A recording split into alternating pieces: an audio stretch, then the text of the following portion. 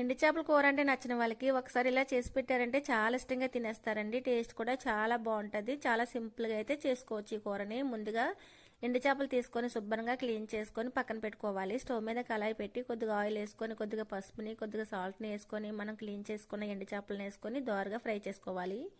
ఈ విధంగా ఫ్రై అయిన తర్వాత వేరే ప్లేట్లో తీసుకొని 2 ఉల్లిపాయలు 2 పచ్చిమిర్చిని రుచికి సరిపడా సాల్ట్ని వేసుకోవాలండి. సాల్ట్ అయితే మనం ఆల్రెడీ వేసాం. చెక్ చేసుకొని వేసుకొని దోరగా ఫ్రై అయిన తర్వాత 3 టమాటాలు కట్ చేసుకొని వేసుకొని అవి కూడా మగ్గించాలి.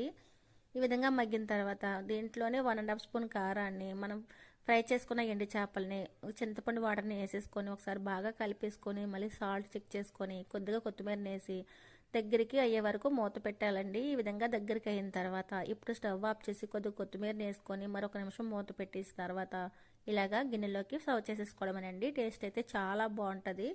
చాలా సింపుల్గా అయితే చేసుకోవచ్చు ఈ కర్రీ అయితే. Okay friends, bye.